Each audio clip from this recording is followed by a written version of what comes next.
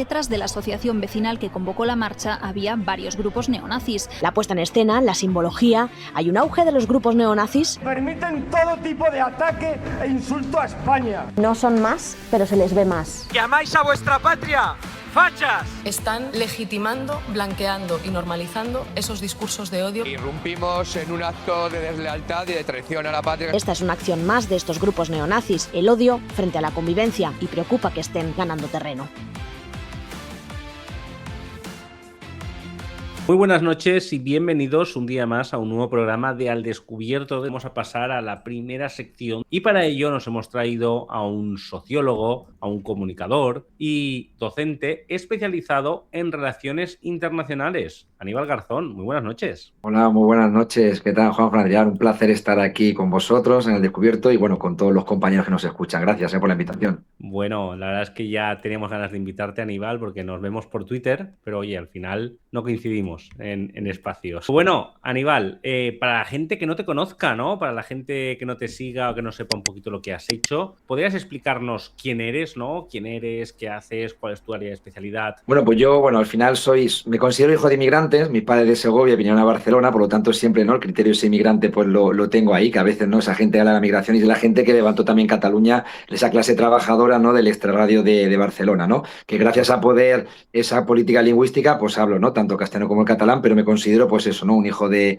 inmigrantes. Me dio la posibilidad, gracias a esa lucha, ¿no? Que llevó, pues, mucha gente, años 60, 70, 80, pues el poder estudiar educación pública y no por ser más ni menos, simplemente porque el trabajo industrial no estoy preparado para ello, no seré un buen electricista, mis manos no valen para eso y me dediqué a estudiar y entonces, bueno, pues sí que hice sociología en la Universidad Autónoma, luego me especialicé en relaciones internacionales en América Latina, he hecho estudios de cooperación y eso me llevó a estar varios años en América Latina. Trabajé en Bolivia 3 años, 2 en Chile, en Angola 1 año, trabajé luego bueno, generalmente por toda la zona andina, Ecuador, Perú, y haciendo un poquito, pues conociendo, y eso me llevó a inquietudes y romper muchas veces, ¿no? Ese paradigma occidental que tenemos, ¿no? Rompiendo ese imperialismo cultural, por decirlo, de ir a países del sur y saber que las universidades no me han dado todo, sino justamente aprender hablando con campesinos, con mineros, con gente de barrios populares de esas ciudades, y yo creo que al final pues era la mejor universidad. Entonces, resumidamente eso, y me llevó a especializarme más en temas internacionales, sobre todo América Latina, aunque ya estoy más atento más al tema de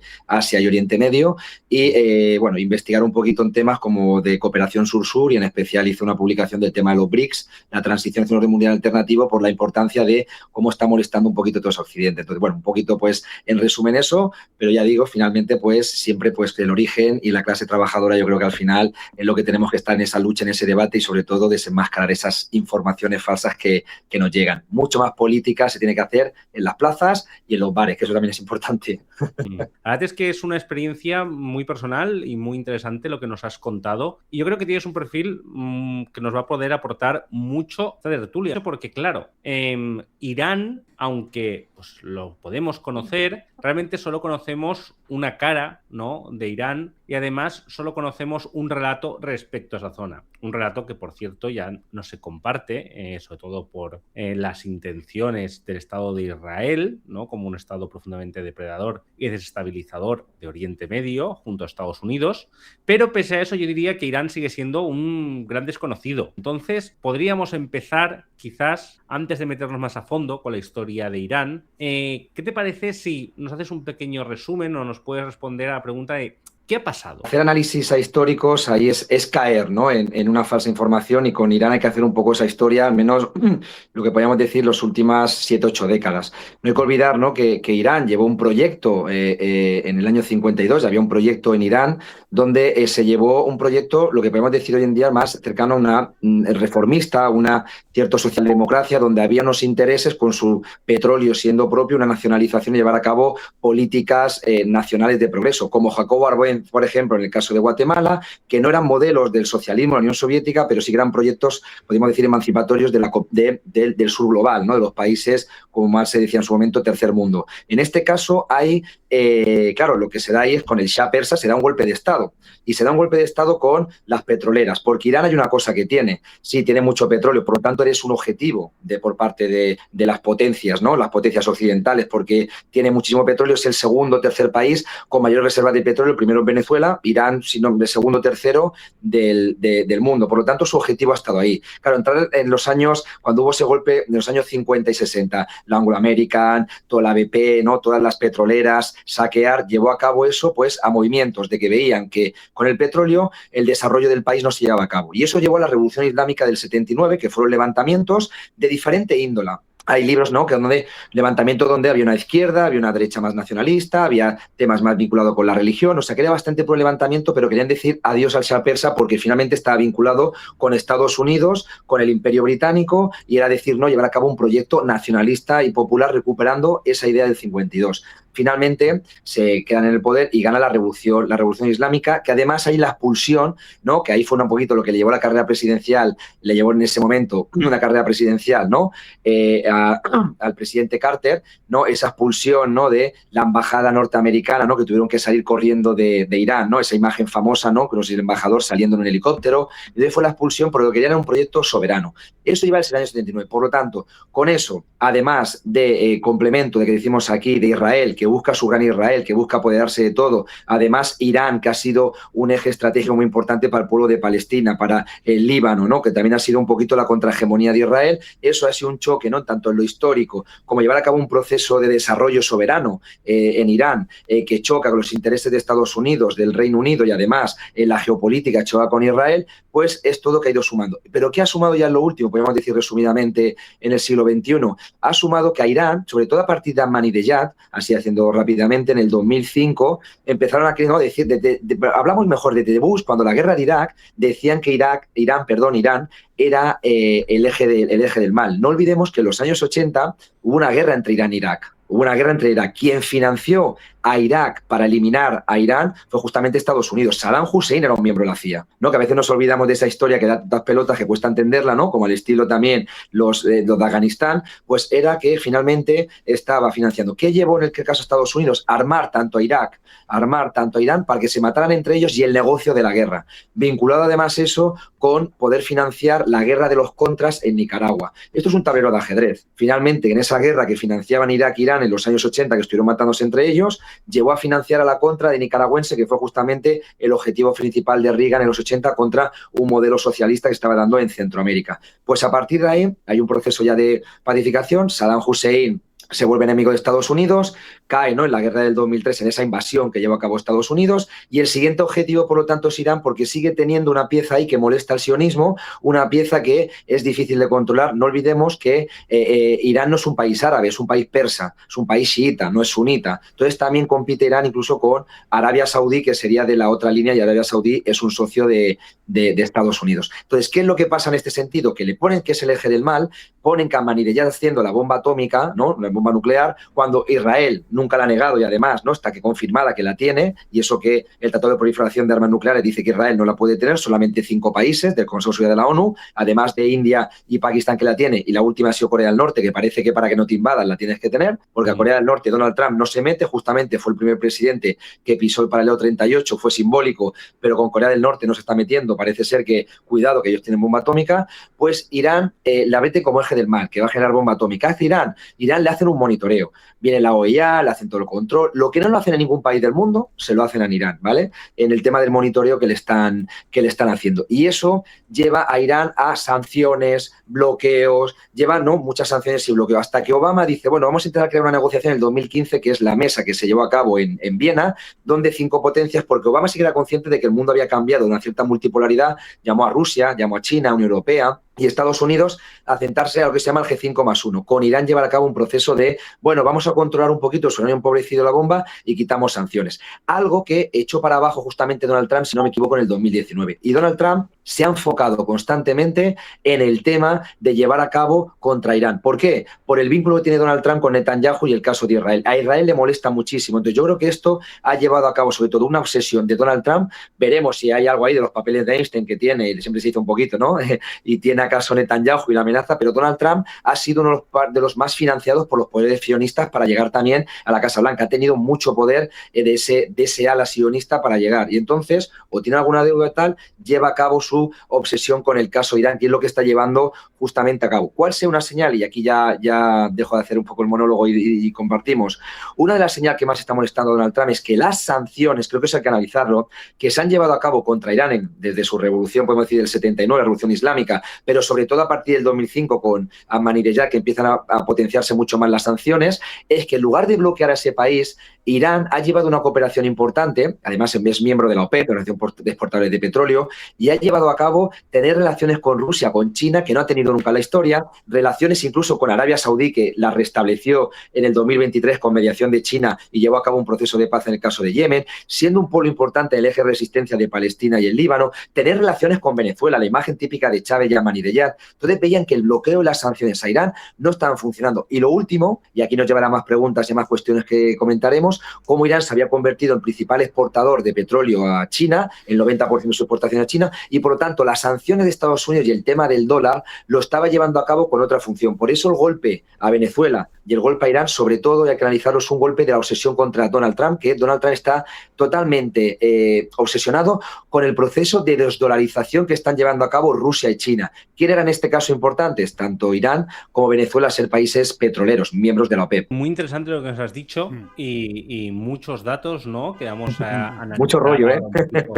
No, y pero vamos bueno, es un buen resumen. A mí, en este conflicto bastante histórico, creo que también podríamos hablar un poquito de la enemistad entre Irán e Israel, porque habrá mucha gente que a lo mejor no conozca el tema, que yo creo que es un tema central, que es qué es el eje de la resistencia, ¿no? Y qué países lo conformaban antes y qué ha pasado con la mayoría de gente que pertenecía a ese eje.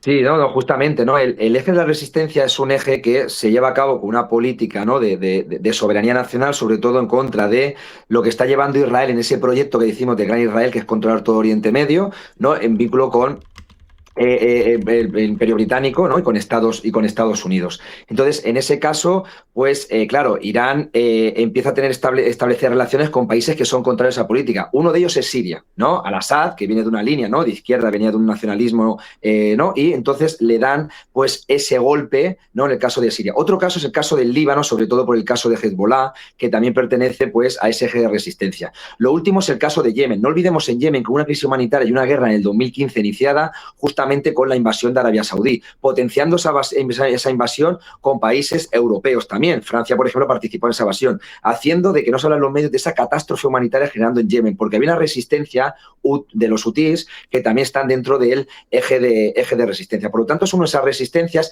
en contra de esa injerencia que lleva a cabo Estados Unidos principalmente, ¿no? en vínculo con Israel, de intentar eliminar.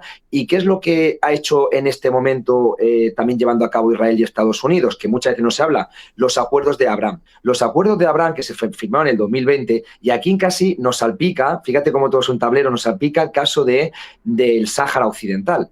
Los acuerdos de Abraham se firman en el 2020, que es cuando lo que está haciendo es que países árabes restablezcan relaciones con Israel para hacer contra ese eje de resistencia de Irán, porque Irán estaba intentando tener relaciones con Qatar, tener relaciones, son países vecinos y por lo tanto tenerlas, con Arabia Saudí, con el caso de Yemen, un proceso de pacificación del conflicto que se ve en el 2023 con la mediación de China, eso hay que tenerlo claro, que no se habla y China medió ahí. Entonces, en esa propuesta del eje de resistencia lo que estaban haciendo es algo en contra. Y esto, por lo tanto, Donald Trump no es un loco, Donald Trump viene de un proceso histórico que viene ahí. Por ejemplo, tenemos que el caso de Biden fundó el foro de Negev, que es el desierto de Israel, se genera una reunión con Marruecos, con Bahrein, con Emiratos Árabes Unidos, con países que van a llevar a cabo los acuerdos de Abraham, que van a tener relaciones con Israel. Son países de la Liga Árabe que van a decir que sí, que Israel existe, por lo tanto van a olvidarse de Palestina. Muchos lo habían hecho a lo bajo, pero solamente, si no me equivoco, era Egipto y Jordania quien tenían relaciones diplomáticas establecidas. A partir del 2020,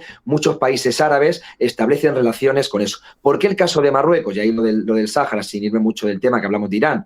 Pues fácilmente, porque llegó un momento momento y dice Marruecos, yo voy a aceptar a Israel, que me acepte, ¿no? Nos aceptamos mutuamente, hacemos cooperación militar. Por eso España tiene que estar atenta a lo de Ceuta y Melilla con el caso de ese pacto militar. ¿Qué es lo que lleva? Que entonces hemos conseguido que Israel le diga a Donald Trump que el Sáhara tiene que ser de Marruecos. Y entonces ahí fue como se dijo Donald Trump, después del pacto entre Israel y Marruecos, pasaron 10 días y Donald Trump consideró que el Sáhara era territorio marroquí. ¿Quién fue detrás? Pedro Sánchez. Eso también hay que analizarlo porque fue por detrás. Por lo tanto, todo es un tema no geopolítico que hay. Y eso es lo que está dando en Oriente Medio ahora mismo, es de cómo Israel es restablecer alianzas con países árabes para intentar aislar mucho más a Irán, porque sabiendo que después de Siria, en el caso de Palestina, el genocidio, y el caso de Líbano, el siguiente actor para atacar es justamente el caso de Irán. Y es lo que está cometiendo ahora. Hay una línea temporal que no hay que olvidarse. No es una locura de Trump. Es un seguimiento de la política exterior de Estados Unidos, donde han participado diferentes presidentes, tanto demócratas como republicanos. Y el caso de Biden, siguiendo esa política del foro de Negev, siguiéndolo Trump, es evidente. Claro, yo la duda que yo tengo aquí es, ¿cuándo le dan el Nobel de la Paz a Trump? Yo creo que faltó poco. Lleva es posible. Ha atacado ya 6 países en menos de un año. Sí, creo que ha superado. Mira, pues fíjate un poco la ironía y tal. Se lo dieron a Obama y Obama tenía 7 países. Decían que este año Donald Trump había superado a Obama, pero no olvidemos que en el 2008, 2009 se lo dieron a Obama, ¿no? Y había tal. Y luego bombardeó Libia. Ya sabemos que Libia, que era el país supuestamente los más desarrollados de África, pero como Gaddafi iba a llevar a cabo una política de desdolarización, que eso hay que darle un toque, ¿no? Pues hay un discurso que hace Naciones Unidas. En el 2011 de repente es malo, ya no es el que regala caballos a Aznar o a Berlusconi, y fue justamente ese premio Nobel el que generó hoy en día, siendo Libia, un mar de sangre en el Mediterráneo, ya lo conocemos. Esto que has dicho de que hay toda una historia y que Trump está siendo coherente, claro, por un lado es cierto que a lo mejor con otro presidente hubiera pasado lo mismo, o que más tarde o más temprano Estados Unidos habría tirado por esa senda, porque al final yo creo que Israel es un poco el caballo desbocado de toda esta historia, hasta cierto punto, ¿no? Porque es quien tiene sobre todo esos intereses en ese dominio de lo que nosotros llamamos Oriente Medio, y evidentemente Estados Unidos va detrás. Pero qué duda cabe, en mi opinión, y no sé qué pensaréis, que es cierto que Trump está muy cómodo amenazando a todo el mundo. Quiero decir, lo que estamos viendo con la guerra comercial, que yo creo que eso no tiene prácticamente antecedentes. Yo, por lo menos, no recuerdo ni históricamente ni durante toda mi vida esta subida de aranceles absurda contra prácticamente todo lo que se mueve. Las amenazas a Canadá, que es que, joder, parece la película esta de South Park que sacaron, que es ridículo. Las amenazas a México, las amenazas a Colombia, el ataque a Venezuela, cuando parecía durante un breve periodo de tiempo que Venezuela volvía a ser amigo de Estados Unidos. Reactivar el bloqueo en Cuba cuando parecía que la cosa se estaba relajando. Amenazar a Panamá con quedarse el canal de Panamá. Amenazar a Europa porque sí. El tema de Groenlandia. Es como, señor, ¿puede usted parar? O sea, en el fondo hay muchísima gente a la que le caes muy mal. Deja de darnos motivos. Evidentemente aquí hay dos cuestiones, ¿no? Que Estados Unidos es un imperio en decadencia, y los imperios en decadencia tienden a históricamente elegir o empoderar a líderes horribles que lo terminan llevando al desastre en un intento de ir a la desesperada. Y por otro lado está claro que hay una inercia imperialista que no se iba a parar. Quizá se han juntado, ¿no?, el hambre con la gana de comer en este caso, ¿no? Y es como un país que tiende a tratar de subyugar a su entorno. Encima le pones un tío que no tiene ningún tipo de escrúpulo y que a veces parece más una cuestión personal, porque es que, de verdad, o sea, lo que está haciendo ahora con España, incluso mintiendo en plan de no, España me ha dicho, no, pero yo no te he dicho nada. Y yo, joder, parece una relación tóxica. Es como un súper absurdo y súper ridículo. Que esto ya a mí me recuerda como vagamente, me vienen ecos de George W. Bush. Me vienen ecos de el mismo grado de inteligencia, el mismo grado de narcisismo y la misma pretensión imperialista, pasando por encima de todo. Solo que en aquella época Aznar tragó incluso demasiado para ser lo que debería de ser. Y en este caso, pues España no está tragando. Pero viene a ser lo mismo, ¿no? Ese miedo del imperio estadounidense, porque le podemos llamar imperio, de perder su hegemonía, en un mundo que, después de la Guerra Fría, chico, pues las cosas cambian, no pasa nada. Ahora vivimos en un mundo multipolar, hay diferentes actores y hay que hacer hueco a todos ellos porque teóricamente lo que queremos es evolucionar hacia un mundo más unido, que coopera, que lucha contra todos los problemas. Entonces, en ese mundo, teóricamente, no debería haber nadie por encima de otras personas y por eso hemos creado una cosa que se llama la ONU, hemos creado el derecho internacional. Entonces, ahora no puedes. Evidentemente hay una contradicción profunda en el hecho de que hay un montón de países pues que esto de los derechos humanos no lo llevan bien. Hay un montón, está Arabia Saudí, está Irán, está la India, está Corea del Norte, hay muchos a los que hay que darles un toque y decir, oye, oigan, si queréis funcionar en este mundo, tenemos que funcionar con las mismas reglas. Pero quizá, y solo quizá, la mejor manera de arreglar eso es no cargarse a su población. O sea, no cargarte a su población, porque a lo mejor, y solo a lo mejor, la radicalización que hemos visto de ciertos países y ciertas ideologías en Oriente Medio pueden estar directa o indirectamente relacionadas al hecho de que quieras continuamente dominar esos países. Y para muestra un botón, Europa sufrió 2 atentados y aquí se lió y la extrema derecha se disparó. Quiero decir, aquí en cuanto pasan 4 cosas nos volvemos locos. Imagínate cuando estás continuamente subyugado a otro país que te ataca, que pone bases militares, que te humilla, que quita a tus líderes y pone a otros de su cuerda cuando le interesa, que financia a los grupos terroristas que luego hacen atentados en tu país por intereses, en su momento porque les interesaba contra la Unión Soviética y ahora pues por no sé qué historias. Entonces, claro, evidentemente todo esto es los últimos coletazos de algo que debería desaparecer y que en mi opinión además, no sé qué opinaréis si ya me callo, está directamente relacionado con el auge de la extrema derecha y con las múltiples crisis que está sufriendo el sistema capitalista, con el cambio climático, con la escasez de recursos, con el aumento de los últimos años de la desigualdad, con el estancamiento de la mejora del poder adquisitivo y de la calidad de vida de las clases populares en Occidente. En fin, todo está como bastante interrelacionado. No sé cómo lo veis. Sí, no, yo comparto, yo creo que al final lo que hay aquí, por eso hay que mirar de que a veces parece que Trump, ¿no?, sea como el loco, y hay que mirar el momento histórico que está viviendo Estados Unidos, que ahí viene lo que decía un poco, ¿no?, pues Adrián, en esa decadencia donde entonces aumenta la agresividad, porque si no tienes hegemonía es un poco ir a la supervivencia. Estados Unidos ha perdido esa hegemonía. Creo que ya tenía un proceso desde la guerra de Irak en el 2003, que yo creo que Bush, pasa que son 20 años diferentes, con redes sociales, con otro tipo de comunicación, pero es que Bush yo no lo veo tan diferente a Donald Trump, las cosas que decía. Las armas de destrucción masiva, presentar unos cartuchitos, ir Colin Powell a la ONU. El hecho de el eje del mal. El hecho que sí, intentar, lo que decíamos en Venezuela, es que llevaron golpes de Estado en Venezuela, secuestraron a Maduro y apoyaron ese golpe tanto Aznar como Bush. Entonces empezamos a ver y vemos cómo sucesos constantes de Estados Unidos. Reagan, por ejemplo, cuando hubo la operación Cóndor en el sur en América del Sur, ¿no?, con Pinochet y tal, creado con Estados Unidos, y se le dio apoyo, ¿no?, a ellos le dieron el apoyo Nixon, ¿no?, y le dieron apoyo, no, le dieron todo el apoyo lo que fue a ese golpe, ¿no?, lo que la guerra de Vietnam. Tú te pones a mirar sucesos y dices, los últimos 70, 80 años es que la historia se repite. Otra cosa son las formas, que salga Donald Trump y te diga esas cosas, ¿no?, con sus formas. En esta sociedad de redes, al igual que la ultraderecha ha cambiado, la ultraderecha no te va con símbolos religiosos y tal, es que te sale un youtuber de Andorra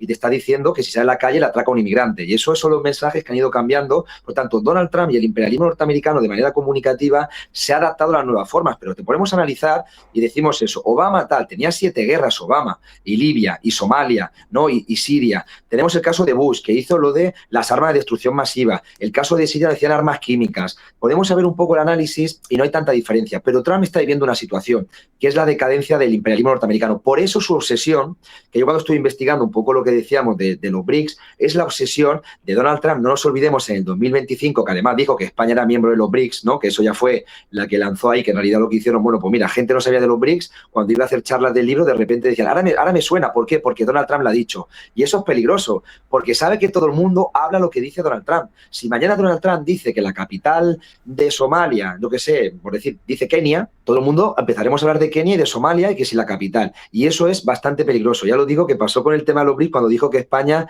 era miembro. Tiene un control del discurso y a partir de ahí puede hacer sus contradicciones y si ahora mismo este es mi amigo, si te tiro 2 bombas y tal, porque tiene un impacto de discurso muy fuerte. Y eso es lo que analizaron en ese momento que decimos de decadencia. ¿Por qué? No hay que olvidar en el tema histórico, hablamos un poco de eso, en el 2007 John McCain, el candidato republicano, que es el mismo partido de Donald Trump, que compitió contra Obama, fue lo explico así, ¿no? Fue lo que es la cumbre de Múnich, que es una cumbre que se lleva sobre el tema de defensa a nivel internacional, viene de la Guerra Fría. Y ahí Putin le habló de la multipolaridad, le hablaba de los BRICS, le hablaba de Brasil, de Rusia, de India, de China, de economías del sur que ahora mismo pueden superar en el PIB a Europa, a Estados Unidos, un poco la zona atlántica y a Canadá. Y de repente salió John McCain y dijo, eso Putin no, aquí el mundo es unipolar, multipolaridad nada. Y eso lo dijo John McCain.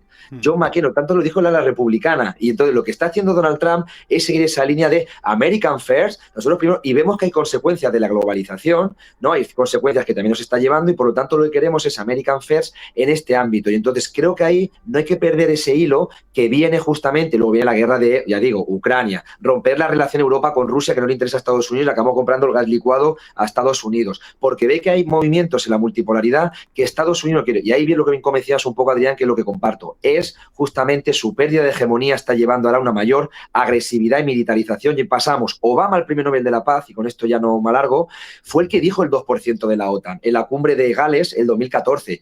Todos aprobaron el 2%. ¿Quién lo dijo? Obama. Donald Trump ya se ha encontrado un mecanismo abierto, ha dicho, pues yo el 5%. Esto es como el PP y el PSOE. Llegó un momento que privatizó todas las empresas, Felipe González, el IBEX 35, privatizó todo, que Aznar dijo, pero si tengo el camino hecho. Entonces, como decían Guitas, un tablero de ajedrez. Unos son piezas blancas y otros son piezas negras. Una es el tema de la desdolarización, ¿vale?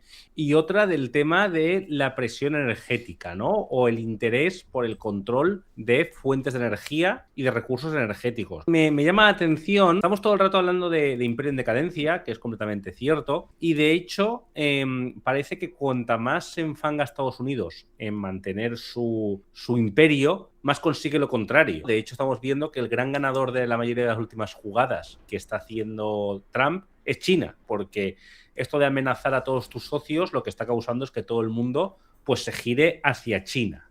Pero claro, como siempre nos han dicho, ¿no? El imperio, si cae, porque mucha gente lo da por caído cuando eso no es tan fácil, puede morir matando. Y ahí me hace gracia cómo está intentando tomar el control de cosas más físicas, es decir, de cosas que anclen un poco su poder. La desdolarización, por un lado, es una respuesta de los países del sur global y de las potencias multipolares, ¿no? Para dejar de depender de Estados Unidos, ¿no? Y sobre todo dejar de financiar, que tenga esa deuda infinita y que pueda crear dólares y mantener toda una infraestructura de guerra que financien el resto de países. Y a mí, aquí en esta jugada, ¿no? Por eso hablo de infraestructura de poder real, es por lo que entra el tema de la energía. A mí me parece que Donald Trump no diría que está siendo inteligente, pero diría que las últimas jugadas de invasión para poseer material energético, o sea, sí que pueden ser muy beneficiosas, ¿no? De cara al futuro y sobre todo para mantener la hegemonía estadounidense a largo plazo e intentar boicotear, ¿no? Ese ascenso de China. Entonces, tú al tema energético y al tema este poco que he comentado, ¿cómo lo ves en el ataque a Irán? Es decir, ¿qué factor de importancia crees que tiene? Sí, yo creo que los dos temas que comentas, Juan, tienen mucha relación, la desdolarización con el caso de la energía. Y aquí viene un poco, pues, si analizamos, ¿no? Que ya digo, nunca vi la historia, en el Pacto Bretton Woods del 44, cuando se dice finalmente, al final de la Segunda Guerra Mundial, se impone el dólar, ¿no? Como moneda hegemónica, que eso era el cambio de dólar por oro, hasta que llegó un momento y Nixon, ¿no? Quitó esa convertibilidad porque había tanta deuda y tantos dólares en el mundo que finalmente cualquiera que llevase dólares, cualquier país, y eso lo hizo Francia, lo hizo De Gaulle, le tenían que dar oro a Estados Unidos. Entonces se quita la convertibilidad de oro por el dólar. ¿En qué se convierte? En petrodólares. ¿Con qué? Con un pacto con Arabia Saudí. Que es importante, Arabia Saudí ese pacto no lo ha renovado. Fue en el 74, pasaron 50 años, tenía que renovar y no lo ha renovado. Porque Arabia Saudí tiene muy buenas relaciones también comerciales con China y ha decidido no renovarlo. Por lo tanto, ese concepto de hegemonía del dólar se ha perdido porque ya no solamente es con el dólar con lo que compramos petróleo, sino también se puede utilizar otras monedas con la confianza, como el caso del yuan. ¿Qué viene con esto? Que ese proceso de dolarización es justamente lo que haría Estados Unidos, porque es el país más endeudado. Y si de repente se pierde la confianza con ese papel que es el dólar, Estados Unidos puede caer porque tiene la deuda mayor del mundo. ¿Qué es lo que está llevando a cabo y cómo se intenta ahora mismo justificar? Que de repente controlar los recursos energéticos del mundo. Porque si en ese momento, pongamos el caso de Venezuela, que tiene una relación con Irán, que son miembros de la OPEP, que además Irán es miembro de los BRICS, que Venezuela iba a entrar en los BRICS, pero fue Lula de Brasil el que le dijo que no. Tenemos el caso de China, tenemos el caso de Rusia, tenemos el caso de los países BRICS del sur global que controlan y superan en datos al G7. Yo lo he estudiado y estudiaban. Superan en oro, en plata, en petróleo. Si hubiese entrado Venezuela, sería el 53% de los países BRICS que controlan eso. En tierras raras, tan obsesionado Donald Trump en un momento, ahora no se habla tanto, pero estaba tan obsesionado, quien controla todo el proceso productivo es China, y quien tiene las mayores reservas es Sudáfrica, Rusia. Empezamos a ver eso. ¿Qué es lo que quiere hacer entonces los BRICS? Que se habla y es la contrahegemonía al dólar. Potenciar una moneda propia. Es complicado, el euro tardó 50 años, pero crear una moneda propia. Está empezando métodos alternativos, nuevo Banco de Desarrollo, acuerdo de contingencias, que hace frente al Banco Mundial, Fondo Monetario Internacional. Los países BRICS comercializan con su moneda propia, Rusia compra con yuans, China compra con rublos, por lo tanto las sanciones ya no funcionan tanto, las sanciones contra Rusia, contra China.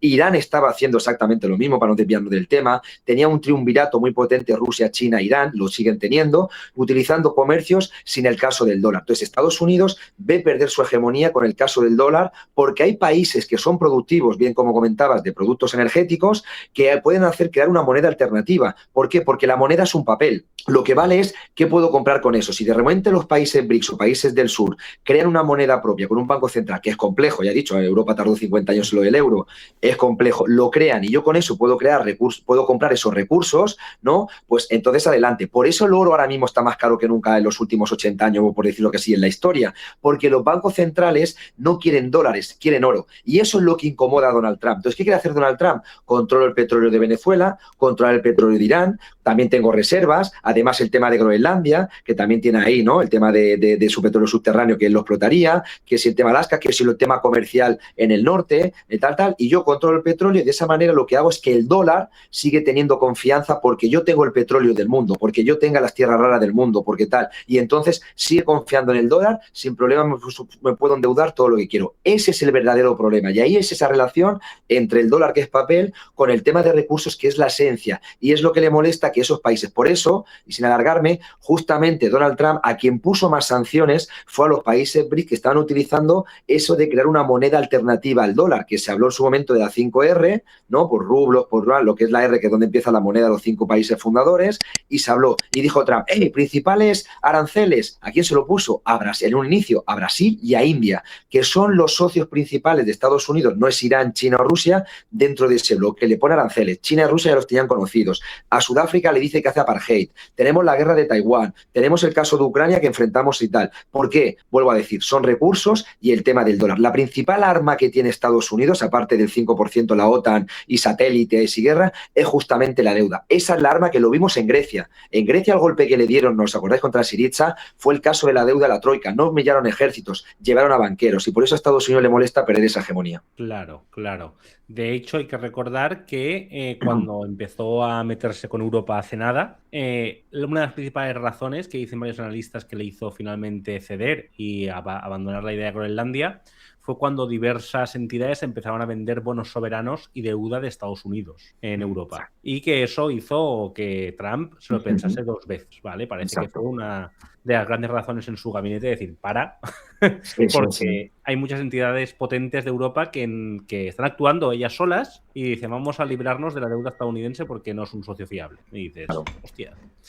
Mira, por aquí, antes de pasar al siguiente tema, te hacen una pregunta. Rudiger Skeleton, Aníbal, ¿tú crees que este movimiento va a fastidiar a China suficiente como para romper la tendencia a superar a USA comercialmente? ¿O al menos puede acercar al hegemón a su objetivo? El movimiento, perdona, que nos había cortado un momento para repetirla, Juanfran. Sí, Aníbal, ¿tú crees que este movimiento va a fastidiar a China suficiente como para romper la tendencia a superar a Estados Unidos comercialmente? ¿O al menos puede acercar al hegemón a su objetivo? Puntos suspensivos.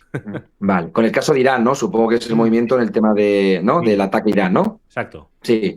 Bueno, yo creo que primero de todo este movimiento, creo que hay un mal cálculo por parte de Israel y Estados Unidos porque Irán no es Irak. ¿Tú crees? Irán. Que ha habido un mal cálculo. ¿Cómo, perdón? ¿Tú crees que ha habido un mal cálculo?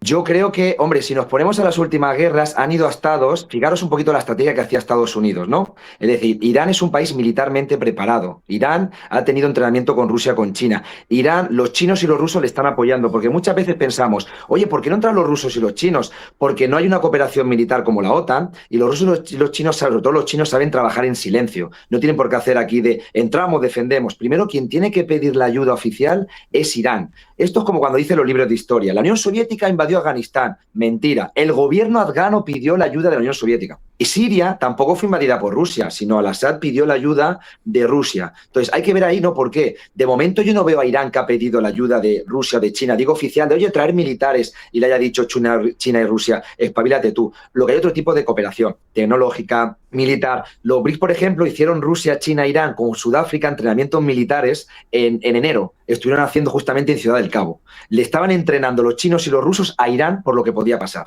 Es decir, ha habido entrenamientos. Al igual que en febrero, en el estrecho de Hormuz, China y Rusia, justamente hace un mes, lo podéis ver por internet, estaba China y Rusia entrenando a Irán en el estrecho de Hormuz. ¿Qué es lo que hay ahora el conflicto en el comercio del petróleo? Creo que está paralizado, es el 20% del comercio. Y lo último que he leído, ya digo que hay mucha información, que a veces no estamos en terreno y es complejo, que está paralizado el estrecho de Hormuz y parece ser que lo que está pasando simplemente dicen que es el comercio de con cierta seguridad lo que pueda comercializar con China. Que hay ahí, ¿no? Como Irán está diciendo yo, a los chinos sí y a lo otro. ¿Qué es lo que pasa con esto? Que yo creo que Irán, si puede resistir y con toda la complejidad que hay con Israel, con Estados Unidos, es porque no es un país tan olvidado como el caso de Irak estaba solo y además desmilitarizado. El caso de Libia restableció relaciones con Europa, con Aznar y Berlusconi, se había desmilitarizado. Mira lo que había pasado. El caso de Siria no era un país tampoco militarizado. Todos son países que estaban débiles militarmente. Irán no lo es. Irán tenían tanto miedo que han estado controlando el tema de la bomba atómica constantemente e Irán está muy preparado militarmente. Entonces, este enfrentamiento es diferente a los otros porque no son estados fallidos o estados débiles. Venezuela exactamente lo mismo. Entraron y no es un país que tenga aquello que decimos como Irán. Irán es que lo está. Irán preparado militarmente por todo lo que ha llevado sus 40 años de historia de bloqueos. No olvidemos que Irán es que no es la guerra de ahora. Es que ha tenido asesinatos de científicos. Es que se me ha olvidado el nombre del general que mató en Irak, Soleimani en el año 2000. Por lo tanto, no es una guerra que viene de repente y tal. Esto está calculado. Y yo creo que hay una diferencia entre el bloque occidental y el no occidental, que es la cosmovisión. Los chinos y los rusos, sobre todo los chinos, saben mirar a medio y largo plazo. Y van haciendo, y van estructurando, y esto puede pasar y analizan. Nosotros somos cortoplacistas, que votamos y pensamos que los gobiernos cada 4 años entra uno, entra otro, ¿no? Y vamos cambiando. Los chinos y los rusos y los iraníes, por eso la ruta a la seda la quieren inaugurar en el 2049, ¿no? Es un proyecto centenario casi. Entonces, creo que viene de ahí. Y eso es un poco pues el análisis de creo que los chinos, y ya sin alargarme un poco la pregunta, creo que ellos eran conscientes de que eso podía pasar. Hubo la guerra de 11 días, eran conscientes. Depende el 20% de su petróleo que tienen de Irán. ¿Se van a quedar con las manos y que hagan lo que quieran? Yo creo que si ahora mismo pierden a Irán, pierden un eje de que ese objetivo que tienen los republicanos y Donald Trump es China. Rusia, los demócratas, podríamos decir. Ese es el problema que hay un poquito en esa dicotomía. Los demócratas están más enfocados contra Rusia. Los republicanos, sobre todo Donald Trump, contra China. Porque hay un tema geopolítico, un tema económico. Y aquí, si cae Irán, es fácil que se puedan expandir y puedan llevar a cabo, ¿no?, ese proceso de nuestro control, y lo sabe China, que es un escudo ahora mismo Irán en Oriente Medio en contra de ese expansionismo que quieren llevar el sector occidental o atlantista, por decirlo así. Es muy interesante y estoy de acuerdo con muchas cosas de las que has dicho. Quería comentarte, vamos a hablar un poquito también de cómo están las cosas por allí, porque lo hemos comentado antes brevemente, pero para que la gente tenga un dibujo más claro, porque, por ejemplo, desde mi punto de vista, yo veo como a Israel muy fuerte y a sus enemigos históricos muy débiles, ¿no? Es decir, es como que Israel últimamente está más beligerante, con más recursos y con más ayuda, y Estados Unidos, pues bueno, ya todo lo que tenía que invadir prácticamente lo ha invadido, y parece que esa estrategia de destrucción de Oriente Medio empieza a funcionar, ¿no? Tanto que Israel ya dice que, bueno, el otro día uno de los ministros de Israel o un embajador dijo que bueno, Israel podía tomar todo Oriente Medio, que no había ningún problema y que tenían derecho a hacerlo. Y dice, joder, hermano. Pero la cuestión aquí, ¿cómo está dividido ahora mismo el poder entre los distintos actores? ¿Vale? ¿Cómo se divide ese poder? cómo está funcionando el plan de Israel y además...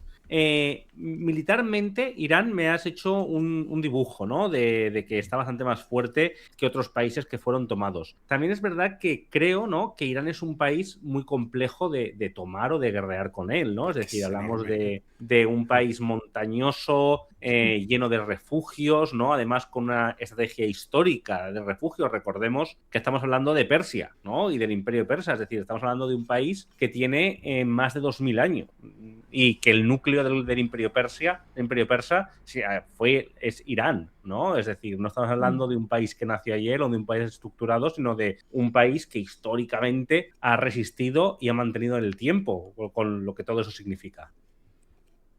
Yo creo que lo último que comentas ahí, Juanfran, es importante, que a veces nos perdemos un poco y hablamos de la economía, de lo militar, y hay que entrar un poco en el aspecto de idiosincrasia y la historia de un pueblo, que a veces aquí es entender la religión, no en ser creyente o no creyente, cómo te lleva a que eso te genera una cierta resistencia para lo que puedas llevar. E Irán, con esos que no es un pueblo histórico, pueblo persa, no, que tiene su componente, entonces más allá de izquierda, derecha, progresismo, conservador, lo que te lleva es un fundamento de tu relación con la tierra, ¿no? Y eso puede llevar una defensa de 90 millones de iraníes que puedan decir, aunque sea opositor al gobierno, aunque sea opositor al régimen, aunque sea opositor, yo puedo llevar a cabo pues esa defensa porque esta es mi tierra. Y eso es un componente que a veces nos olvidamos qué país puede resistir, que es un poquito el fallo que tuvo Francia y Estados Unidos en Vietnam. Mataban a un vietnamita, pero venía otro. Y de repente se fueron a encontrar que esto es un análisis que tenemos que hacer cuando empiezan a llegar militares norteamericanos muertos a Estados Unidos, que si se repite la historia de los 60 y a partir de ahí vino movimientos sociales, el no a la guerra, movimiento hippie, movimiento negro diciendo esto que pasa, además somos gente trabajadora que nos llevan allí a morir para poder estudiar a la universidad, y eso es un efecto boomerang que pasó en los años 60. Veremos si esto no se puede generar en el caso de Irán, en el caso de Estados Unidos con Irán. ¿Qué pasa con el caso de Israel? No olvidemos que Netanyahu, hay que analizar a veces la política. Netanyahu tiene una oposición interna muy fuerte. Llevaban semanas, meses, luchas y luchas sociales totalmente de gente protestando contra su corrupción, contra la reforma judicial, ¿no? Es decir, nos olvidamos de que parece que Israel tiene una posición muy fuerte a nivel interno, además de familiares que estaban en contra de él porque no llegaban a negociar con Hamás el retorno, ¿no?, de los israelíes cuando hubo aquello en octubre del 2023. Hay una oposición muy fuerte que ha hecho él pactar justamente con la más derecha y ultraderecha de Israel como método de defensa. Entonces, lo que pasa internamente en los países no hay que olvidarlo en relaciones internacionales. También tenemos el caso de Estados Unidos, que algunos hablen de guerra civil ya interna,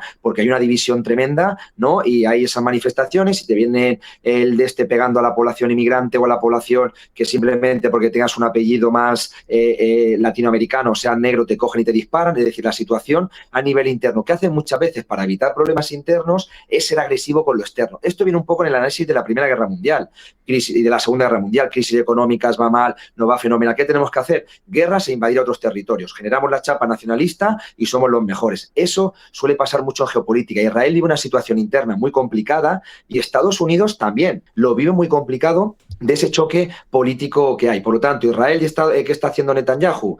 El proyecto ese de ese gran Israel, del sionismo, ese gran Israel en Oriente Medio, tal, lo quieren llevar a cabo como excusa para intentar muchas veces olvidar, ¿no?, a la opinión sus problemas tal. ¿Qué pasa con el caso de Irán? Yo lo que digo, que tiene una población que ha resistido. Irán tiene una guerra en los años 80 tremenda. Irán ha resistido la muerte de científicos, ha habido asesinatos, no es una guerra de ahora, y es un pueblo que ha resistido, que podemos estar en contra, ¿no?, pero ha resistido en situaciones bélicas, algo que no están acostumbrados muchos otros países, sobre todo los europeos, que siempre digo, mañana hay una guerra, nos invaden y todos los españoles nos vamos mañana. Unos llevan la bandera de patria, pero mañana se van corriendo. Yo me voy, y me voy justamente encima de la clase alta, ¿no? Entonces, el concepto de patriotismo hay que verlo de un punto de vista no occidentalista, sino como la esencia. Yo hablando con él, ya estuve hablando con él, con el coronel Baños, ¿no?, que leyendo sus libros, lo analizaba de esa manera, de que nos olvidamos muchas veces del temperamento cultural que tienen los países. Y de Irán hay que analizarlo cómo puede llevar esa resistencia, o cómo el pueblo de Palestina está resistiendo lo que resiste. Creo que ahí son componentes que hay que analizarlos también estas situaciones. Muy interesante, ¿no? Y muy complejo también el tema.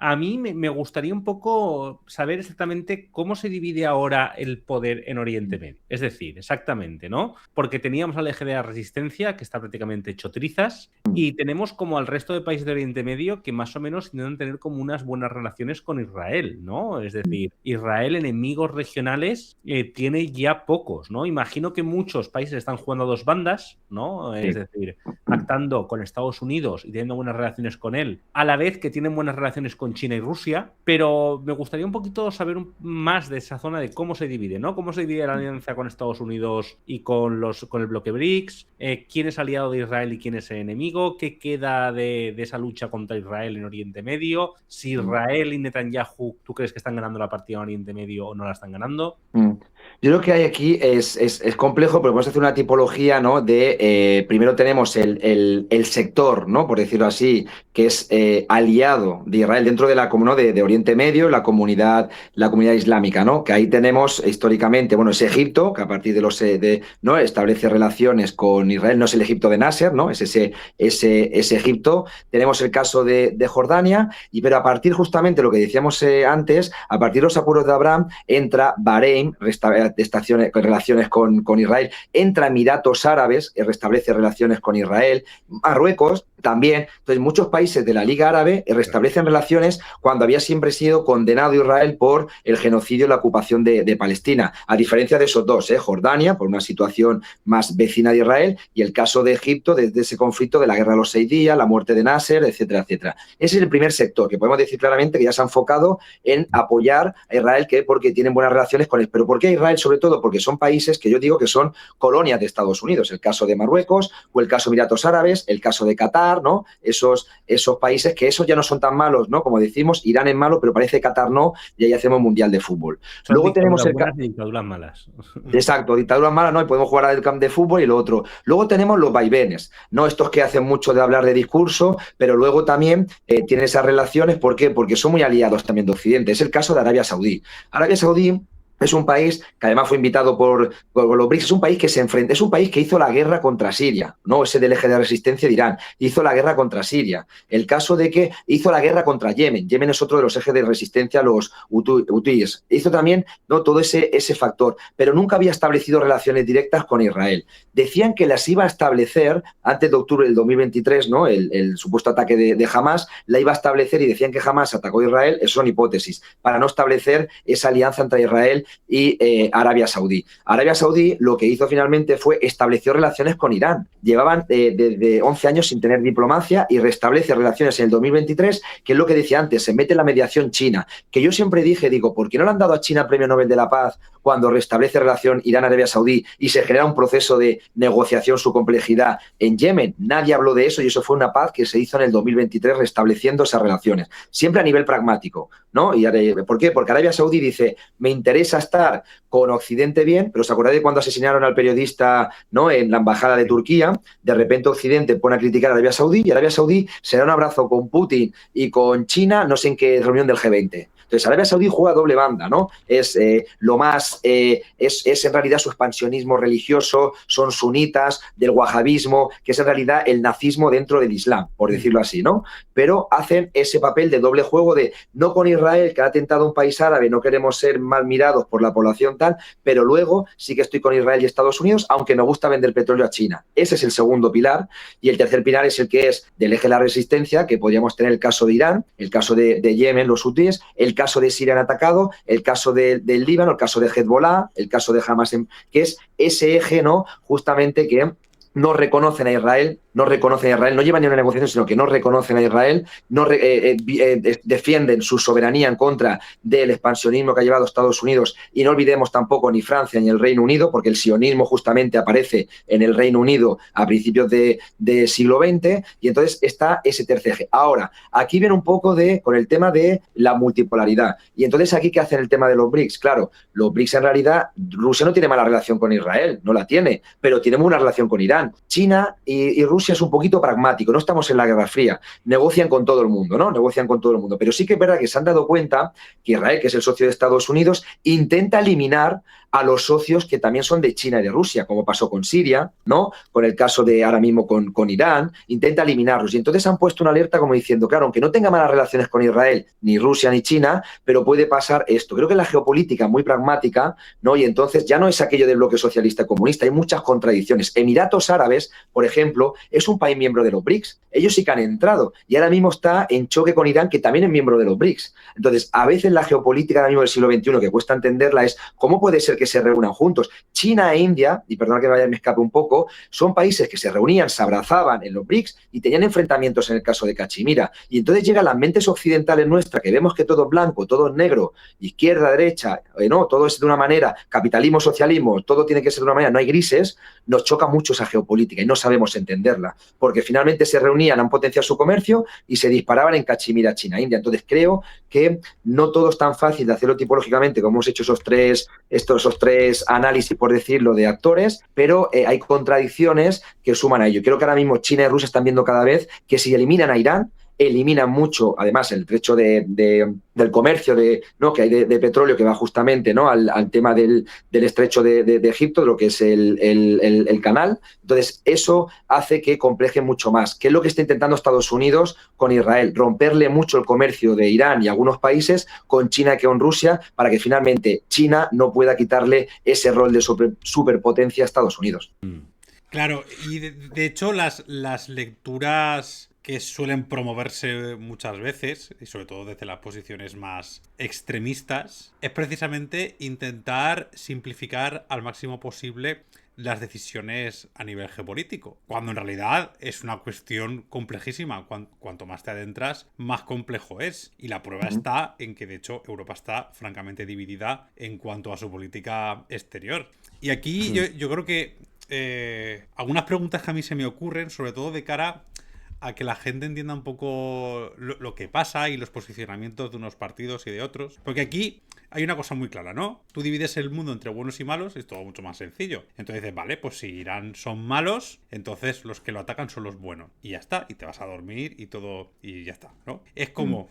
Creo que hay que intentar explicar y hacer entender a la gente, sobre todo, aunque sea desde un punto de vista del mero análisis subjetivo, luego ya que cada uno decida un bando, el hecho de por qué si somos de España, esto es una pregunta que yo creo que se puede hacer cualquiera, ¿por qué si somos de España y por lo tanto pertenecemos al bloque occidental, de alguna manera, ¿no? Porque pertenecemos a Europa, porque estamos en la OTAN, ¿por qué no nos ponemos del lado de Estados Unidos? Es decir, una observación que yo estoy viendo, sobre todo por parte de ciertos sectores, conservadores en su mayoría, pero también de otras ideologías, es que quienes nos están felicitando son precisamente aquellos que se les ha señalado como los malos, ¿no? Es decir, Irán, China, Turquía, la India, Venezuela. Toda esta gente se alegra mogollón de la postura de Pedro Sánchez. Claro, son personas que, más allá de ser señaladas por malas o por buenas, son rivales de Estados Unidos. Entonces es lógico que se alegre, ¿vale? Y bueno, Irán, súper lógico que se alegre, evidentemente. Pero claro, la pregunta es, si esto es un juego de intereses geopolíticos, ¿por qué no nos interesa a nosotros como España apoyar todo lo que hace Estados Unidos y meternos en esa guerra y por lo tanto beneficiar a nuestro bloque occidental? ¿No? Lo que decía Arturo Pérez Reverte, que son unos hijos de puta, pero son nuestros hijos de puta. Esa sería una... Yo tengo mi respuesta, pero creo que es una pregunta interesante que igual tú nos podrías responder. Sí, yo creo que la pregunta aquí hay como un doble enfoque. Primero, un poco en primer enfoque es la política de Sánchez de tenerse la etiqueta de izquierda. Eso, es decir, ¿por qué? Porque España tiene una esencia que no tienen otros países de Europa. Si no nos olvidamos, la etiqueta de la izquierda española se generó con el no a la OTAN. Izquierda Unida fundó en los años 80 y pico, ¿no? Con el Partido Comunista y tal, que fue un momento de que ya cambiaron, con el no a la OTAN, el símbolo de Marisol, y por lo tanto el ser de izquierda será decir no a la OTAN. Claro, Felipe González decía no a la OTAN, luego ya se vendió para el otro lado porque ya se sabía quién había financiado parte de la campaña del Partido Socialista, alemanes y algunos conservadores, la injerencia había en España, pero el no a la OTAN en España es diferente a lo que era en Francia o tal, porque aquí el no a la OTAN es partidario de ser de izquierdas. ¿Qué le pasa a Sánchez? Que Sánchez ahora mismo lo que hizo con un momento la amenaza aquella que hubo de Podemos, que se había sorpaso, si os acordáis, aquella que iba, es, claro, yo lo que tengo que hacer ahora es volver a recuperar mi idea de izquierda, porque el 15M decía PP y PSOE es lo mismo, salíamos a la calle y lo decíamos, PP y PSOE es lo mismo, la reforma del 135, que si las reformas laborales, exactamente lo mismo, jóvenes... Los impuestos, el IVA... Exacto, todo. Juventud sin futuro, nos acordamos que estábamos en la calle, ahí quedábamos el letrero ese de PP, PSOE, es lo mismo. De repente dicen, claro, y eso le interesa al IBEX 35. No, que no sea lo mismo, porque si pactamos PP-PSOE, como decían, nos puede parecer como Grecia, que pactó el Partido Socialista al Conservador y se eliminó el Partido Socialista. El Partido Socialista tiene que recuperar, haciendo políticas de derecha, su esencia de izquierdas. ¿Cómo es un mecanismo fácil? La política internacional. Y entonces, en este caso, mañana tengo a mis partidarios de, no sé, Esquerra Republicana, gente de Sumar, gente de tal, que en algunas tal dice, qué bien, Sánchez es de izquierda, porque ha dicho no. Pero luego da lo mismo. Pueden utilizar las bases, aceptamos que el Sáhara es de Marruecos, seguimos el 2% de la OTAN y decimos que no al 5, nos ponemos una foto pero no hay nada oficial que diga que no al 5, es decir, vemos ese juego que se está dando. ¿Por qué? Porque en España tiene esa esencia, otros países no tienen esa historia, nosotros la tenemos. Entonces yo creo que parte de eso, de enfrentarse, además Donald Trump, ese desprestigio, el loco Trump, la ultraderecha, que muchos en ese discurso se ha creado, que también tiene sus seguidores, pero entonces fácilmente, uy, qué loco, entonces rápidamente se puede conseguir eso. Eso es un sector. Y el segundo, no hay que olvidar históricamente que los sectores más reaccionarios y de derecha y tal, Estados Unidos, con el tema histórico de que robaron Cuba, Puerto Rico, no acaban de Cuba, Puerto Rico y Filipinas, ¿no? Y nos quitaron ese imperio que teníamos de América Latina porque éramos nosotros y no ellos. Hay una disputa histórica que está ahí también. Luego Franco restablece relaciones con Estados Unidos porque le interesa la Guerra Fría, pero no olvidemos que nos quitaron Cuba. Y había un programa que había en una televisión de ultrafascista, no digo el nombre, que decía, más perdimos en Cuba. Es decir, ese tema de Cuba, de tal, sigue estando ahí. Por eso yo creo que tenemos una historia que muchas veces está ahí la crítica, que lo hizo también en su momento Felipe González, en la guerra de Irak del 91, lo hizo también. Hay movimientos de, lo hago así, me considero ser de izquierda. Pero finalmente llevamos la OTAN a Lituania, potenciamos en el conflicto de Ucrania y hemos tenido no sé cuántas... En el tema del Sahel, hicimos la cumbre de la OTAN aquí en Madrid, aprobando el 2% aquí en Madrid contra Rusia, China y el Sahel. Eso lo hicimos aquí en Madrid. Entonces creo que hay esa doble moral porque creo que España tenemos esa esencia de la... Es mi postura, ¿eh? Claro. Y ahí va a tener Sánchez de que vuelva a ser de izquierdas y no pasa nada si mañana no aumento el salario mínimo. Ahora me dicen que soy de izquierda. Y más ahora juego con el PP y Vox. Ahí tengo ese enfrentamiento. Tengo que sumar con izquierdas o con movimientos sobre todo que sí que son pacifistas de izquierdas periféricas, como Esquerra Republicana que tiene que apoyar, Batasuna, el BNG, porque si no, no lleva mayorías. Pues estos gestos me van a funcionar bien. Claro, sí, eso es evidente, ¿no? Los posicionamientos de los partidos al final siempre responden a un interés y Pedro Sánchez en política exterior, bueno, está sabiendo jugar bien sus cartas, quiero decir las cosas como son y de hecho le está funcionando, ¿no? Hace lo correcto aunque sea parcialmente y evidentemente pues se gana a los suyos y se enfrenta a los otros. La pregunta sobre todo va enfocada a ¿por qué eso es lo correcto? Quiero decir, ¿por qué lo correcto sería posicionarse? O sea, si es que podemos objetivizar lo correcto y lo incorrecto, ¿no? Porque nada blanco o negro. Pero ¿por qué lo correcto es posicionarnos en contra de Estados Unidos y acercarnos más a China, por ejemplo? Porque eso lo defienden mucho ciertos posicionamientos de izquierdas, ¿no? ¿Por qué la oposición a la OTAN y la oposición a Estados Unidos es algo deseable?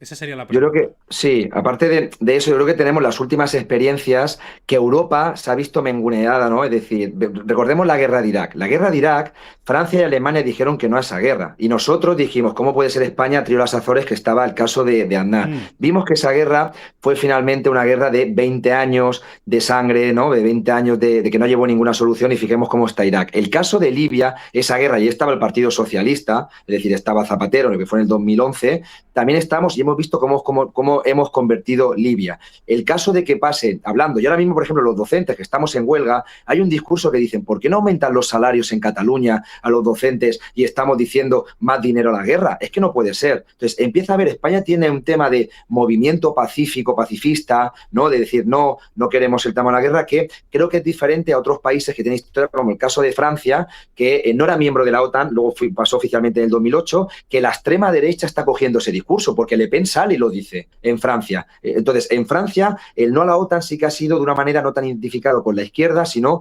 mucho más transversal. ¿Qué pasa? Que entonces, ahora mismo el posicionarse, ¿no?, con Estados Unidos o con China, viendo además que una cosa que ha impactado, yo creo que España tiene mucha simpatía con eso, es el tema de Palestina. Y el tema de Palestina es una cosa transversal. No olvidemos que hasta Franco tenía relación con Palestina, que en realidad la creación de ese Estado español se hizo expulsando a los judíos. Entonces, el tema de Palestina, aunque luego han salido sectores sionistas, ahora en Vox, la Ayuso o incluso la Rahola aquí en Cataluña, ¿no?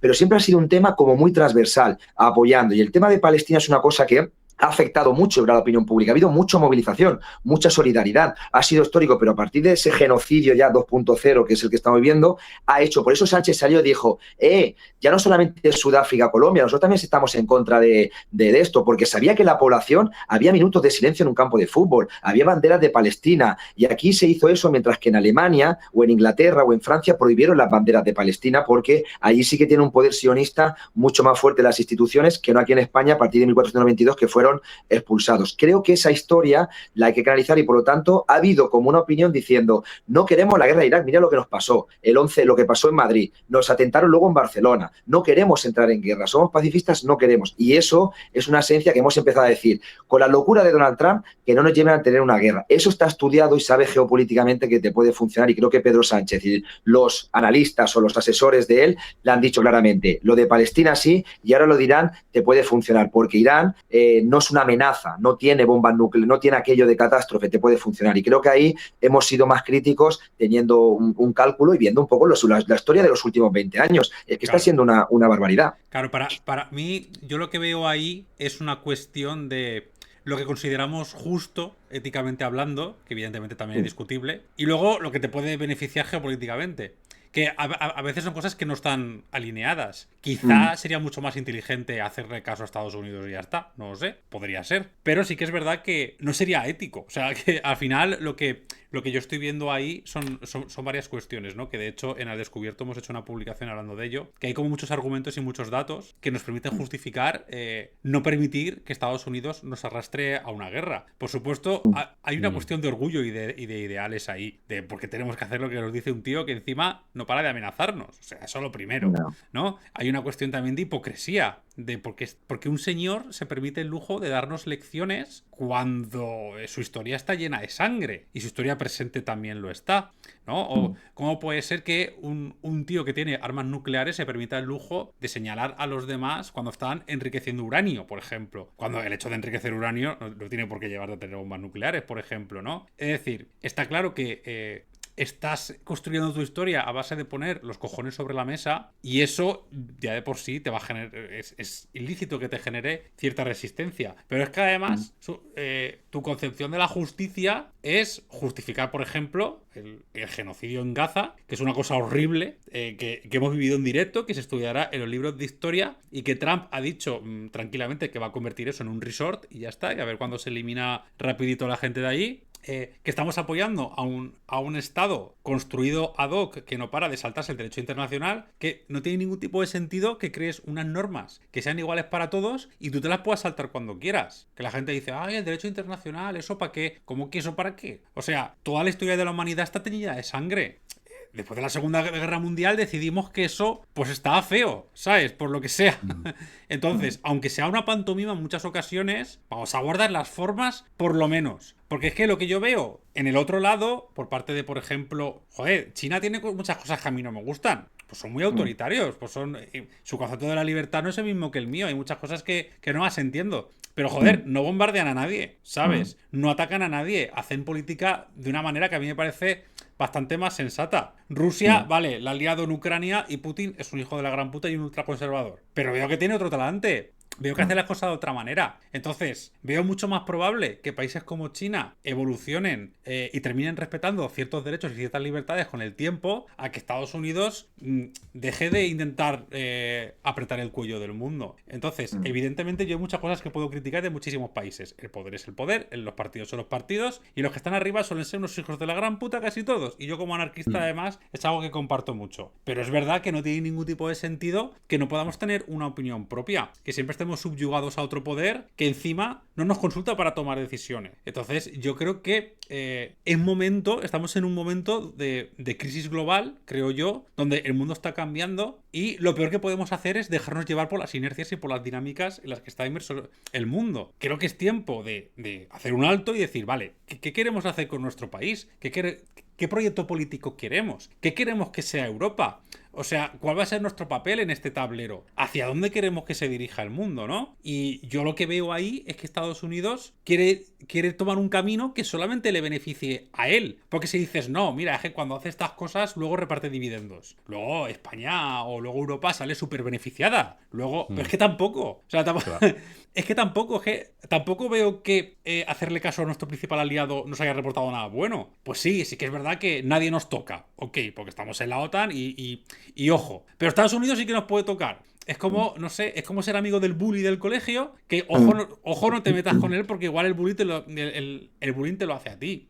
No sé, es como que no tiene mucho sentido. Evidentemente nada es blanco o negro y la OTAN seguro que tiene sus cosas buenas y yo entiendo perfectamente a quien defiende que tengamos que estar ahí, pero hombre, vamos a replantear por lo menos qué OTAN queremos, qué Europa queremos, qué relación queremos tener con la gente y no estar laviéndole el culo todo el rato a un tío que encima te dice que subas, encima te lo ordena, no, vamos a subir el porcentaje, ¿por qué? Porque lo dice mi polla y además las armas me las vas a comprar a mí, ya la voy a atacar a este y te vas a venir y vas a enviar a tu gente. Coño, ve tú a la guerra, hijo de la gran puta, es que al final te sale un poco esa vena de decir, ¿podemos resolver los problemas del mundo atendiendo a lo que beneficia a la mayoría, a la clase trabajadora? ¿Tú estás preocupado de verdad porque el régimen de los ayatolás oprime a la gente? Pues coño, ayuda a los opositores, yo qué sé, reúnete con ellos, intenta integrar a ese país para que culturalmente tenga ciertas influencias. O sea, seguro que volarle la cabeza al líder de los ayatolás no va a ayudar a que su poder disminuya, porque vas a radicalizar a la peña. Yo qué sé, yo creo que ese es el principal argumento que tenemos para defender la postura de Pedro Sánchez. Porque es que además, y con esto ya acabo la chapa, volvemos al tema de la hipocresía. El régimen de los ayatolás será todo lo horrible que tú quieras. Pero el de Arabia Saudí no es mucho mejor, o el de Qatar, o el de Marruecos si me apuras. O el de Israel si me apuras. Quiero decir, es que ¿por qué unos malos son mejores que otros? ¿Porque unos tienen petróleo? ¿Porque unos están más cerca de China que otros? Es que es absurdo que los ataques que se han hecho sobre Irán hayan salido de bases militares que están en Arabia Saudí. O sea, es que es una tomadura de pelo para que me digan, no, es que estamos ayudando a la población y por el camino te cargas una escuela de niñas. Eso sí, esas niñas tenían velo o no, que eso seguro que es muy importante. Hombre, por favor, es que parece que nos toman el pelo. La verdad es que vamos a ir ya acabando, ¿no?, esta tertulia, que yo creo que ha sido muy interesante y nos ha puesto bastante en el foco de los datos, ¿no?, de todo lo que ocurre.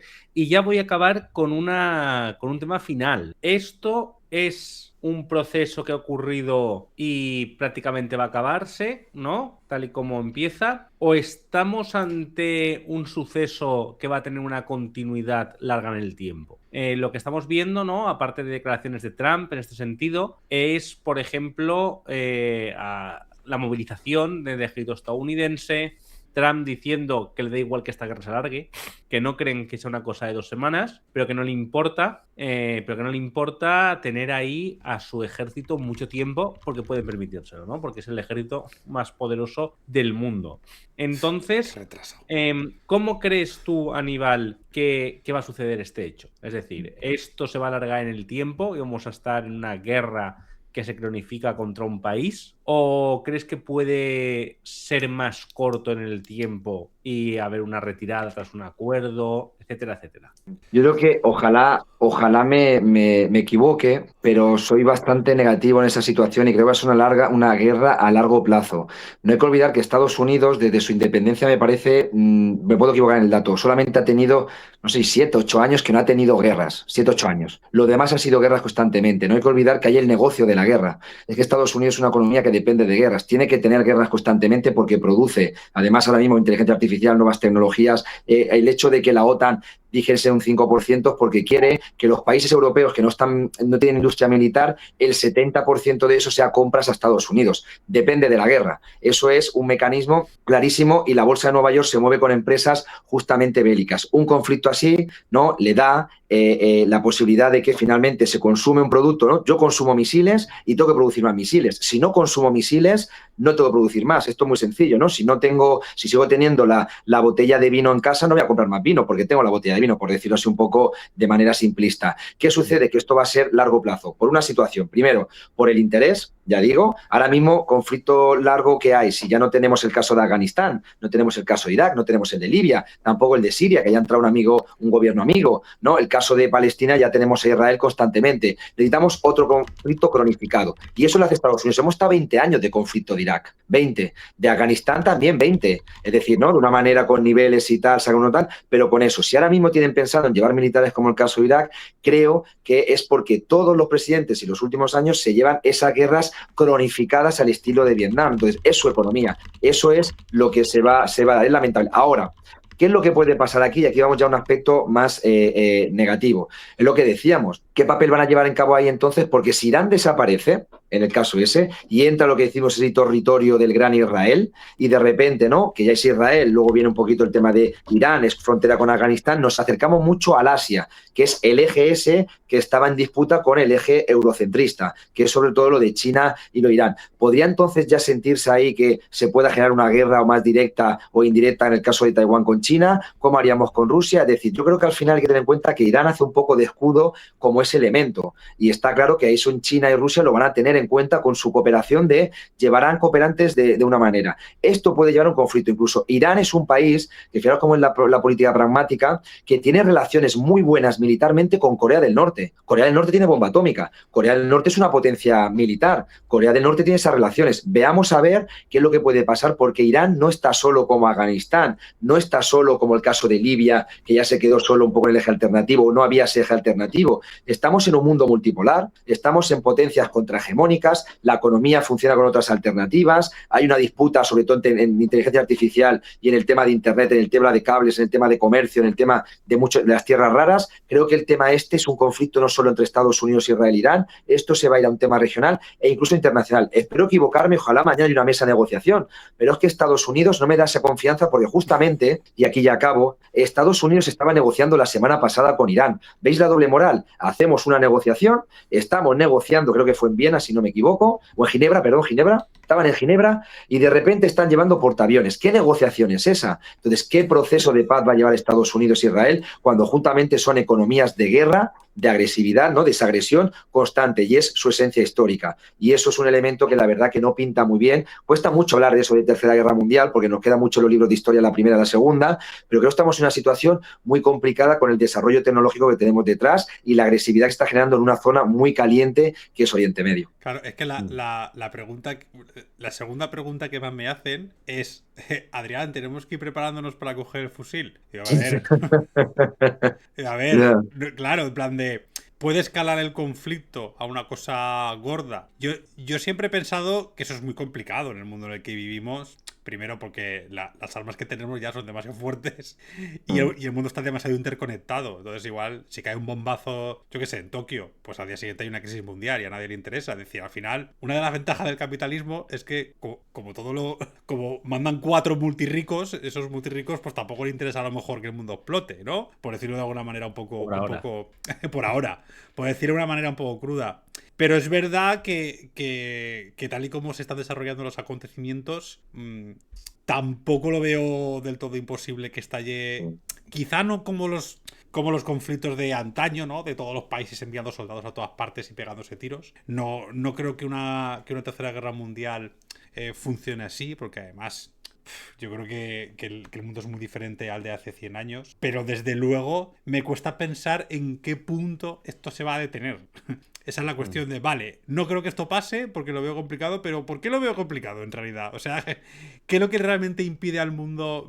Yo qué sé, Trump estaba hablando hace nada de que igual el siguiente país con el que se iba a meter era Pakistán. Claro, si hace eso... Pues Pakistán, por ejemplo. O Afganistán, que bueno, en Afganistán, como ha estado siempre ahí, no creo que Afganistán nadie nadie le defienda. Pero como se meta con Pakistán, igual se mete la India a hacer el idiota, ¿vale? Porque siempre se han llevado mal. Si se mete la India, igual China dice, oye, pues aquí está ya muy cerca de Pakistán tiene armas nucleares, ¿eh? Y es un país que siempre está dando el resto de Ojo. Pakistán ha dicho que daría apoyo. Pakistán ha dicho que daría apoyo a Irán. Tiene muy buena relación Pakistán y ahí entra una disputa, lo que decimos, como la Primera Guerra Mundial, perdona que te corte, pero es el efecto dominó de que un asesinato y generaron ya sus alianzas y sus contradicciones en la Primera Guerra Mundial con el asesinato del archiduque. Claro, no veo a nadie muy animado como para cortar eso, porque encima en todos estos países hay gobiernos muy ultranacionalistas. O sea, en la India, el tío que está Modi es el Vox de la India, ¿vale? Irán, pues hombre, son integristas islámicos. Los de alrededor, todos igual. Israel no te quiero decir nada.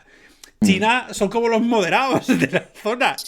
Y joder, y no tienen nada de moderación tampoco. Rusia no te quiero contar nada. Trump tampoco. O sea, aquí, y bueno, Europa, el camino que llevamos tampoco es de moderarnos más. Entonces, en el momento en el que aquí haya que ver quién tiene los cojones más gordos, pues nada, pues acabaremos a palos. Entonces, alguien tiene que poner aquí, digamos, cordura. Pero no veo a nadie con ganas de poner esa cordura porque encima ya no solamente hay una cuestión de egos, evidentemente hay cosas muchísimo más profundas. Pero ¿quién va a parar? Porque quien pare va a ser visto como débil. De, míralo, el que tira por la diplomacia y por no sé qué. Como no, hombre, no. Aquí si vamos todos a la guerra, pues vamos todos. No sé, lo veo. Luego Japón, bueno, otros qué tal, que ha subido la tipa esta al poder, que también es ultraconservadora a muerte. Los coreanos. En fin. Basta ya con las dos Coreas. A ver qué está pasando ahí. Que cada día están peor una y la otra con sus radicalismos. No sé. Latam no te quiero decir nada. Es como, ¿alguien puede apoyar una fuerza mínimamente moderada? No hablo de moderada en cuanto a política, sino porque tú puedes ser comunista y decir, yo qué sé, puede ser Pepe, o sea, puede ser Stalin o puede ser Pepe Mujica, ¿sabes? Puedes relajarte un poco, podemos sentarnos y arreglar las cosas hablando, pero parece ser que eso no está de moda ahora. Aquí la moda es a ver quién aplasta al otro antes. Y claro, con esa mentalidad sí que veo muy complicado que pare la escalada en el conflicto. Y yo creo que quien sí que lo puede parar un poco es la gente, porque yo creo que nadie quiere una guerra, nadie quiere empezar a cargar con muertos. Y ahí sí que creo que puede haber un alto, pero desearía no tener que llegar a eso, la verdad. No sé cómo lo veis. La situación ahora mismo estamos, y brevemente, es en un reequilibrio del sistema internacional. Vivíamos en un mundo, podemos decir, bipolar entre el bloque soviético, ¿no?, y el bloque capitalista desde la Segunda Guerra Mundial. Vivimos una unipolaridad donde Estados Unidos controlaba y de repente, por ejemplo, Estados Unidos dijo, como ya el comunismo no es el miedo, puedo abrir un poquito en América Latina gobiernos más democráticos, por ejemplo. Puedo hacer que la Unión Europea tenga un funcionamiento y tal. Pero desde que entran otros actores, vuelvo a decir, China, otra Rusia que recupera un poquito su rol, países de África, del Sahel, que están diciendo, oye, queremos la segunda independencia. En América Latina, proyecto de UNASUR y no sé qué, y sale de repente un Chávez y sale no sé cuánto. Hostia, ¿qué está pasando aquí? Aquí hay un reequilibrio de fuerzas. No podemos. Y ahí viene un poco la agresividad en resumen, ¿no? Pues resumen de lo que está pasando. Y ahí entra el efecto de la ultraderecha, y entra el efecto con redes sociales, y entra que si en El Salvador gana Milei las elecciones y en El Salvador pasa tal, y en Ecuador, ¿no? Y vas viendo como diciendo, ¿pero qué está pasando en América Latina? Y en Europa, ¿qué está pasando? ¿No? Y en tal, con un choque justamente de también algunos factores que se ha visto afectando la globalización. Y creo, y ya en resumen, que a veces hay una cosa que la ultraderecha, y ahí un poco como de esto, ¿no?, acaba a veces manipulando,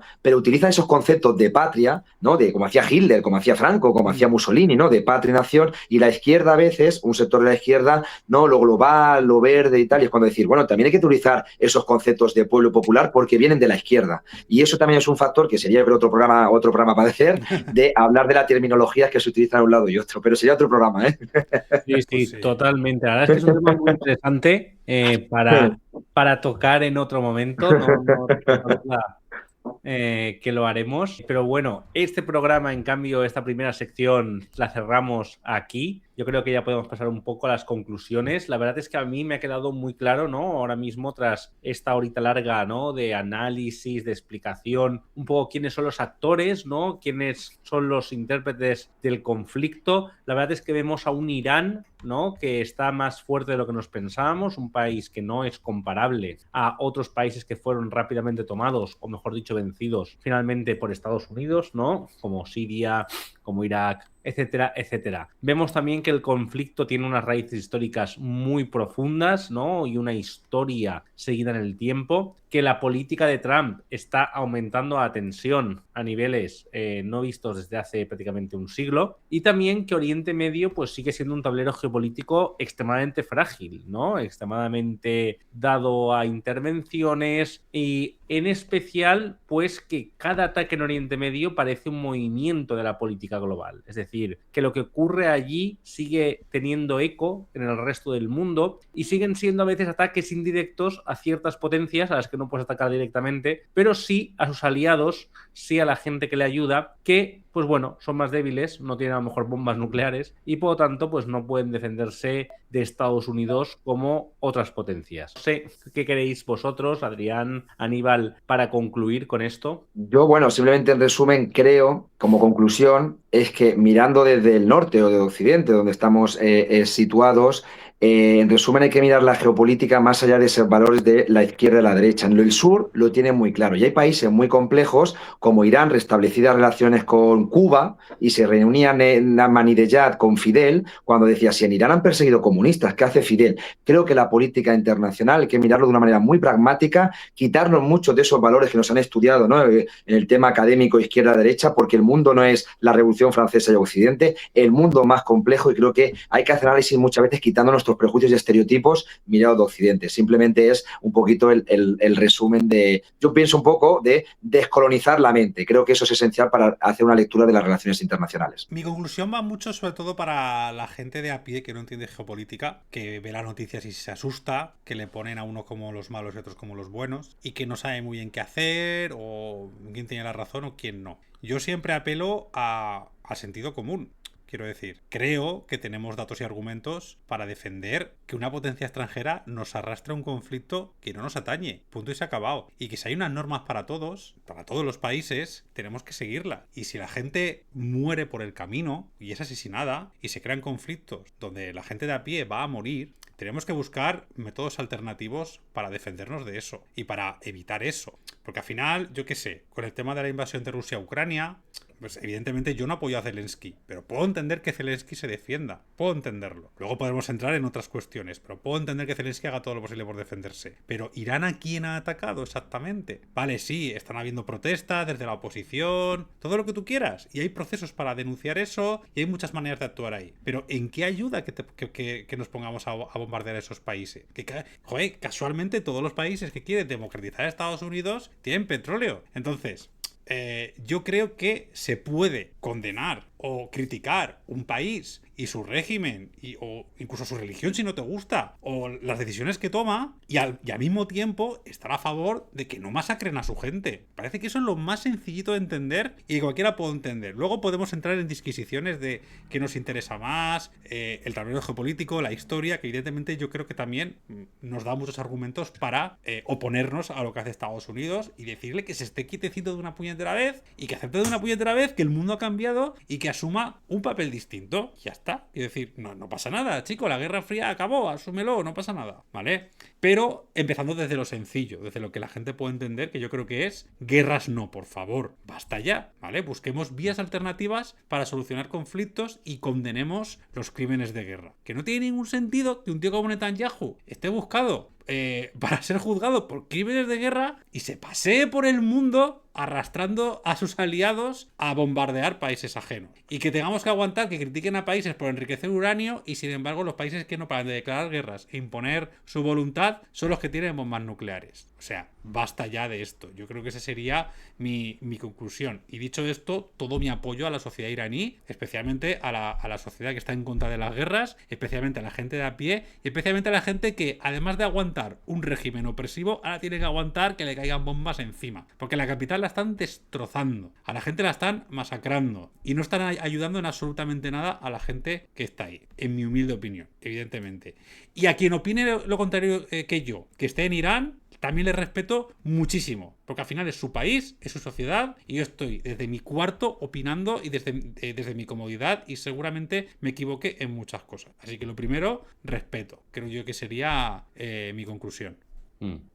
Pues bueno, Adrián, yo creo que lo has dicho muy bien y que ha sido un poco al grano, ¿no? Y también a lo que puede pensar la gente de a pie. La verdad es que ha sido una charla muy interesante. Yo creo que hemos dado un buen vistazo a todo el conflicto de Irán y sobre todo a la parte histórica, ¿no? Yo creo que después de ver este programa, pues cualquiera puede haber entendido muy bien todo lo que está ocurriendo, ¿no? Todo lo que está pasando y también todo lo que ha pasado. Bueno, Aníbal, te doy las gracias por habernos acompañado en el programa de hoy. Como digo, ha sido muy interesante. Y nada, quería darte, pues bueno, unos breves minutos para que nos contases lo que te apeteciese, ¿no? Si quieres hablarnos de tu próximo libro, o próximo proyecto que vas a hacer, o algo que estás haciendo. Este tiempo es tuyo, amigo. Nada. No, agradeceros a vosotros, ¿no? La invitación, la verdad que es un placer. Pasa el tiempo volando, porque hablar de geopolítica, pues a veces, ¿no? Es complejo. En una hora y media no podemos resumir lo que pasa en el mundo, ¿no? Con tanta información, tantos factores, historia, cultura. Creo que hemos tocado muchos temas. Y nada, para mí un placer, vamos, estar aquí siempre que pueda, pues nada, pues en lo que pueda colaborar, y sobre todo agradecer a vosotros que estáis también ahí en esta batalla, ¿no? Batalla de las ideas, ¿no? Como decía Fidel, batalla comunicativa, que es un componente también importante, ¿no? Por lo que decimos, si queremos un mundo en paz, queremos los derechos humanos, queremos la democracia, queremos la igualdad y queremos tal, estos espacios hoy en día son muy necesarios y por lo tanto, pues nada, el respeto y el trabajo que hacéis horas y horas ahí sin ningún interés económico, es esa militancia del día a día, que no son partidos, sindicatos, organizaciones, sino también son espacios súper importantes. Entonces, agradeceros. Y por lo demás, pues nada, seguimos yo investigando, sigo haciendo charlas con el tema de los BRICS. Ahora voy a Galicia, en 3 semanas, y ahí abriendo un poco, porque yo creo que ese melón y esta situación pues interesa a mucha gente, y sobre todo lo importante es eso, ¿no? Que venga más gente que no hablan al día a día de geopolítica, que sepan sobre todo la importancia que tiene con sus vidas cotidianas. Recuerda que si mañana, en resumen, te sube la gasolina, es porque está pasando cosas en Irán. Por eso todo está interconectado y es imposible, con el conocimiento de cada uno, al menos intentar entender lo que está pasando en el mundo, porque no tiene que ser para especialistas, tiene que ser justamente para eso, la clase trabajadora en los barrios populares, que son los que sufren muchas veces estas situaciones, vayan donde vaya, la población más vulnerable. Y ahí el mensaje para todos y para todas.